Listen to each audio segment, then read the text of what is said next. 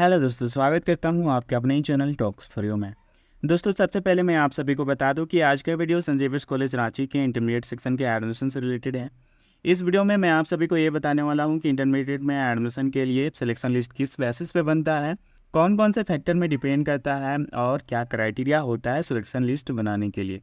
और साथ में इस वीडियो को बनाने का और एक भी रीज़न है, आप में से कई सारे स्टूडेंट्स के इस टॉपिक पे कमेंट्स आ रहे थे, तो मैंने सोचा क्यों ना इस टॉपिक में एक सेपरेट वीडियो बना दिया जाए और आपके जो भी कमेंट्स है, जो भी क्वेश्चंस है, जो भी डाउट्स है, उसको क्लियर किया जाए। तो जो कमेंट्स आए हुए हैं उसको भी देखेंगे इस वीडियो में आगे। लेकिन वीडियो में आगे बढ़ने से पहले जो स्टूडेंट्स हमारे चैनल पे नए हैं, अगर आप संत जेवियर्स कॉलेज रांची से रिलेटेड लेटेस्ट अपडेट और इस तरह के हेल्पफुल वीडियो पाना चाहते हैं तो हमारे चैनल को जरूर सब्सक्राइब कर ले, ताकि आपको हर तरह की अपडेट सबसे पहले मिल सके। ठीक है, तो चलिए अब और अधिक टाइम वेस्ट नहीं करते हुए टॉपिक पे आते हैं और यहाँ पे बात करते हैं इंटरमीडिएट में एडमिशन के लिए जो सिलेक्शन लिस्ट बनाया जाता है वो किस बेसिस पे बनाया जाता है। तो दोस्तों, मैं आप सभी को यहाँ पे बताना चाहूँगा कि आपके एडमिट कार्ड में ही ये चीज़ दिया हुआ है। चलिए, सबसे पहले मैं आप सभी के जो एडमिट कार्ड आया हुआ था एंट्रेंस टेस्ट के लिए उस पर ले चलता हूँ और फिर समझाता हूँ। ठीक है, देखिए यहाँ पे सीरियल नंबर जो 6 है उसमें बताया गया है कि ऑनलाइन एंट्रेंस टेस्ट में योग्यता प्राप्त करना एडमिशन की गारंटी नहीं देता है। एडमिशन कॉलेज द्वारा प्रकाशित अंतिम मेरिट सूची और कक्षा 10वीं बोर्ड परिणाम के आधार पर होगा। ठीक है, यहाँ पे मैं आप सभी को ये बताना चाहूँगा, ये समझाना चाहूँगा कि यहाँ पे जो भी आप एंट्रेंस टेस्ट अभी दे रहे हो उसका कोई मतलब नहीं है अगर आपका यहाँ पे 10th क्लास में अच्छे मार्क्स नहीं है। और अगर 10th क्लास में अच्छे मार्क्स हैं तो यहाँ पर अगर आपका एंट्रेंस एग्ज़ाम में अच्छे मार्क्स नहीं आते हैं तो भी यहाँ पे कोई गारंटी नहीं है कि आपका सिलेक्शन हो ही जाएगा। मतलब कि दोनों में आपके अच्छे मार्क्स होने ही चाहिए। ठीक है, इसके अलावा और एक फैक्टर है जो कि आपके प्रोस्पेक्टस में भी दिया गया है। यहाँ प्रोस्पेक्टस में आपको सीरियल नंबर 13 में ये देखने को मिल जाएगा। यहाँ पे बताया गया है कि जब सिलेक्शन लिस्ट बनाया जाएगा तब Catholics, ST, SC, BC1, BC2 category के जो स्टूडेंट्स हैं उनके लिए कुछ रिजर्वेशन होगा। ठीक है, यहाँ पे जो भी स्टेट का रिजर्वेशन पॉलिसी है उसके अकॉर्डिंग जितना भी परसेंट हो सके उतना यहाँ पे ये जो मैंने बताया आपको इन कैटेगरी के स्टूडेंट्स को रिजर्वेशन मिलेगा। तो ये भी एक फैक्टर है जो आपके सिलेक्शन लिस्ट बनाने के लिए अपनाया जाता है। ठीक है, इसके बाद चलिए कुछ कमेंट्स पिक करता हूँ और उसके बाद एग्जाम्पल के थ्रू आपको समझाऊंगा अच्छी तरह से कि किस तरह से यहाँ पर फाइनल स्कोर जो है यहाँ पर बनाया जाता है और उसके बाद सिलेक्शन लिस्ट आता है। ठीक है, तो यहाँ पे मैंने एक कमेंट्स पिक किया है। यहाँ पे वाइपर गेमिंग ने पूछा है, सर मेरा 105 आया है एंट्रेंस एग्ज़ाम में PCB और मेरा ICSE बोर्ड 78% आया है, OBC क्या मेरा एडमिशन होगा? शायद ये OBC कैटेगरी के हैं। ठीक है, इनका जो है ICSE बोर्ड है और इसमें इनका जो है 78% आया है। ठीक है, और एंट्रेंस एग्ज़ाम में इन्होंने 105 मार्क्स ऑब्टेन किया। इसके बाद प्रिया ने पूछा है, सर मेरा संत जेवियर एंट्रेंस एग्ज़ाम में 160 में से 125 मार्क्स आए हैं, जनरल कैटेगरी है और बोर्ड में 91% है, क्या मेरा एडमिशन हो जाएगा? उसके बाद आसिफ ने भी पूछा है, भैया मेरा OBC और जैक बोर्ड में 80% है और Xavier's college Ranchi entrance exam में 80 मार्क्स आया है, क्या मेरा एडमिशन होगा जेवियर्स कॉलेज में? तो इस तरह से और भी कई सारे कमेंट्स आए हुए हैं जिनमें उन्होंने बताया अपना 10th बोर्ड का रिजल्ट, मतलब कि कितना परसेंटेज है। उसके अलावा यहाँ पे जो एंट्रेंस एग्ज़ाम हुआ उसमें कितना मार्क्स उन्होंने ऑब्टेन किया वो भी उन्होंने बताया। तो यहाँ पे चलिए मैं आपको एक एग्जांपल के थ्रू समझाता हूँ कि किस तरह से जो है सिलेक्शन लिस्ट बनाने के लिए एक फाइनल स्कोर बनाया जाता है।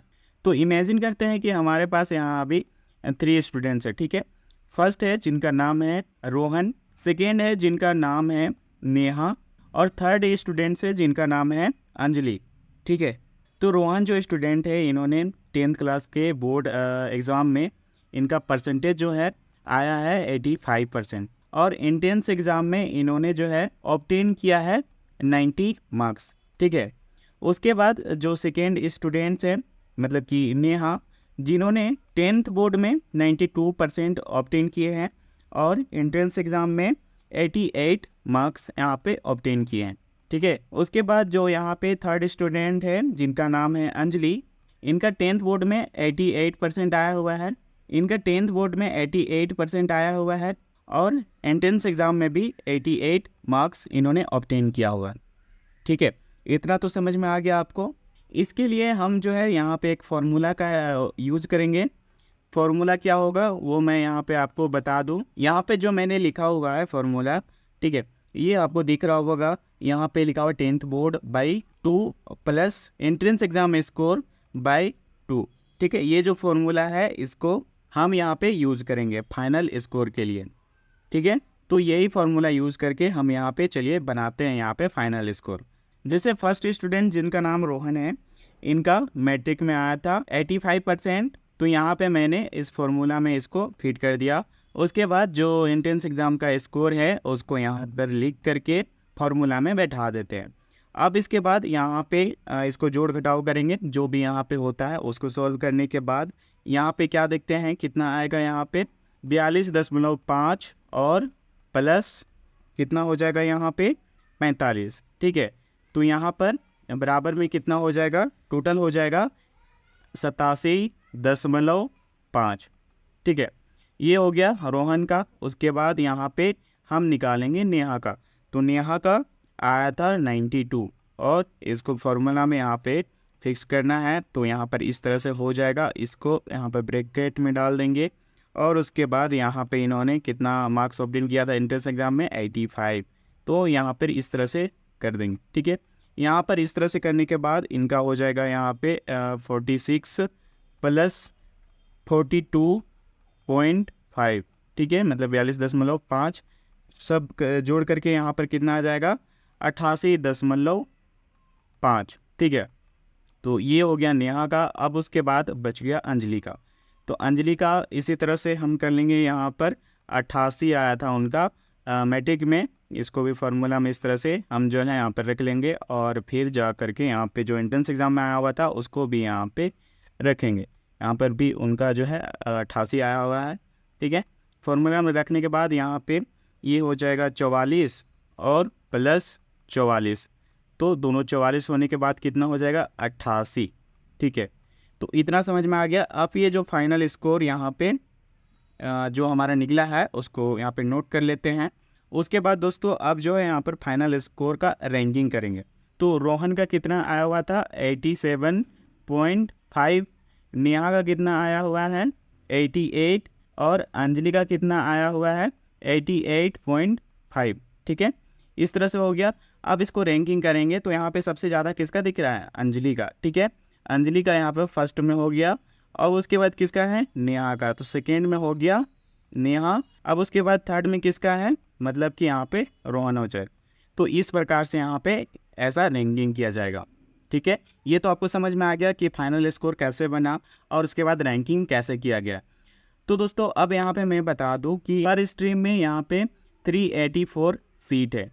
ठीक है, मान लीजिए एक जो स्ट्रीम है उसमें यहाँ पे 1000 स्टूडेंट ने अप्लाई किया फॉर्म।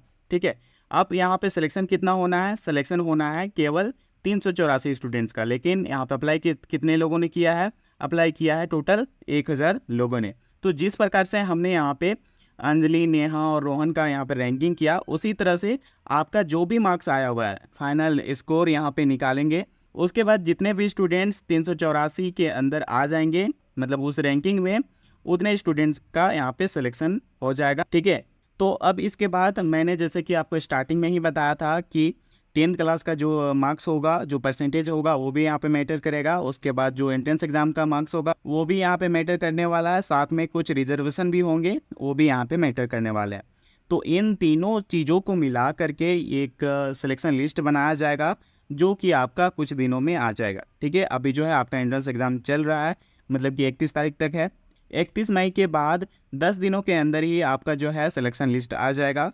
तो दोस्तों इसमें अगर कुछ समझ में नहीं आया हो तो कमेंट करके ज़रूर पूछ लीजिएगा।